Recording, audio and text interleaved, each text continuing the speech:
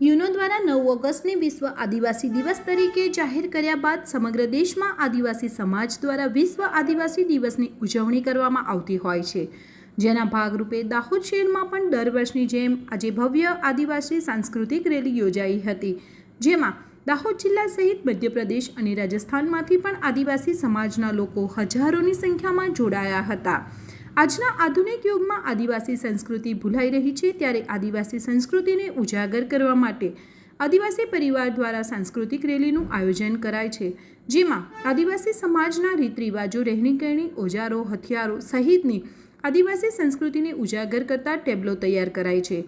અલગ અલગ ટેબ્લોમાં આદિવાસી પરંપરા અને સંસ્કૃતિની ઝાંખી તૈયાર કરાય છે અને રેલીમાં આ ટેબ્લો સામેલ થાય છે। આદિવાસી સમાજના લોકો પરંપરાગત આદિવાસી પોશાકમાં સજ્જ થઈ ઢોલ અને વાજિંત્રો સાથે આવે છે। આદિવાસી નૃત્યની સાથે ટીમલી ઉપર લોકો મન મૂકીને ઝૂમ્યા હતા।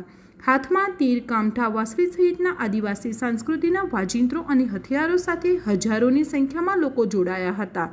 દાહોદ નવજીવન આર્ટ્સ કોલેજ ખાતેથી રેલીનો પ્રારંભ થયો હતો, જેનું શહેરના સ્ટેશન રોડ થઈ આદિજાતિ ભવન ખાતે સમાપન કરાયું હતું। તમામ આદિવાસી ભાઈ બહેનોને જોહાર, શુભકામના અને દાહોદમાં વસતા તમામ મારી પ્રજાજનો, નગરજનોને, દાહોદને તમામ વડીલો અને તમામ સમાજને આદિવાસી સમાજ વતી ખૂબ ખૂબ જોહાર, શુભેચ્છા પાઠવું છું। 9 ઓગસ્ટ વિશ્વ આદિવાસી દિવસ એ આદિવાસીની સંસ્કૃતિ અને એમની રૂઢિગત પરંપરાઓ જીવિત રહે એ માટે આજે 9 ઓગસ્ટ વિશ્વ આદિવાસી દિવસ નિમિત્તે દાહોદ જિલ્લામાં ભવ્ય સાંસ્કૃતિક મહારેલીનું આયોજન કરવામાં આવ્યું છે। એમાં આદિવાસી સમાજના લોકો પોતપોતાનો પહેરવેશ, એમનું નાચ ગાન, એમનું વાજિંત્ર લઈને અહીંયા લાખોની સંખ્યામાં ઉમટી પડ્યા છે। એ બદલ હું દાહોદ જિલ્લા વાસીઓને, તમામ પ્રજાજનોને જોહાર, શુભકામના પાઠવું છું। દર વર્ષની જેમ 9 ઓગસ્ટ વિશ્વ આદિવાસી દિવસ જે યુનો દ્વારા ઘોષિત આખા વિશ્વમાં 163 જેટલા દેશોમાં ઉજવવામાં આવે છે।